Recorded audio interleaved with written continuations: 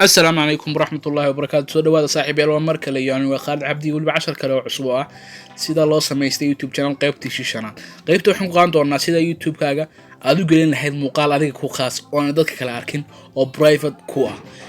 Sida loogu dhigto private waxaan soo gelinay muuqaal marka muuqaal baan rabnaa maanta inaan ka dhigno private si khaas ahaan aan u gashano YouTube keena. Haddaba intaan 10 ka bilaabin fadlan saar subscribe notification kana furo si aad u noqoto daawadaha koowaad ee daawada muuqaaladeeda waad mahadsan tahay.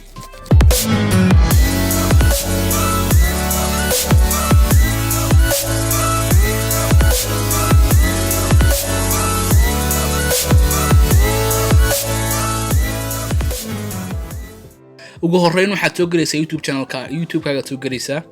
waxaad soo furinaysaa application-ka YouTube sida tan marka aad u soo gasho halkan baad ku dhufanaysaa calaamadan ku qoran tahay video-ga oo kala baad ku dhuftaan video-ga hadda waxaad toos u gelin kartaa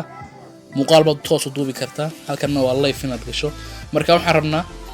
inaan hadda gashano muuqaalka ma rabnaa ku dhufano muuqaalka aad rabto inaad geliso ayaad ku dhufanaysaa ma ku dhufato muuqaalka aad rabto inaad geliso halkan waxaad ka aragtaan ciwaan u sameeyso muuqaalkan tijaabo 44 baad ku qoraysaa markaad tijaabo 44 ku qorto haddaba si aad private uga dhigin kartaa muuqaalkaaga halkan hoos baxda waxaad aragtaa privacy meel ku qoran tahay waxaad saaran public muuqaalkan si mujtamac walba u arki kara ama cid walba u arki karta public ahaan buu yaalaa marka si khaas ah dad rabtaan ka dhigto waxaad ku dhufanaysaa private only you can view adiga kaliya daawan karo buu leeyahay only you can view adiga kaliya ayaa daawan kara hadda rabto ka qaadi kartaa oo waxaad ka dhigi kartaa public hadii kale waxaad ka dhigi kartaa qof kaste uma listi gareysnaaniyo muuqaalkani marka aad doonaysaa kaas waxa ka dhiganaysaa unlisted baad ka dhiganaysaa laakiin hadda waxaan rabnaa inaan private ka dhigano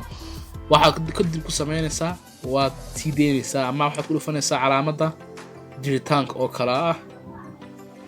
toos waxaad aragtaa inuu isbilaabay muuqaalkii waliba isagoo ah mid private ah ama mid khaas ah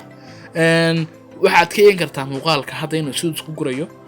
halkan waxaad aragtaa qaarada fara badan oo home and trading and subscription and inbox halkan baad ku dhufanaysaa library ku qoran tahay kadib soo aragtaa muuqaalka xag u marayo waxaad ku dhufanaysaa my video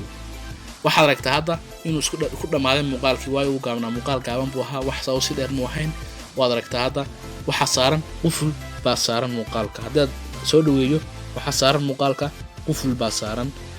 marka muuqaalka kaliya adiga ayaa arki kara ama daawan kara sidaas ayaa loo galiyaa YouTube-kaaga muuqaal adiga ku khaas ah ama muuqaal ku private ah insha Allah waxaan filayaa fahanteen dhamaantiin insha Allah waxaan ka sii wadi doonaa halka casharada fadlan saar muuqaalkan like subscribe na ku qabo channelka si aad noola socoto mar walba waad mahadsan tahay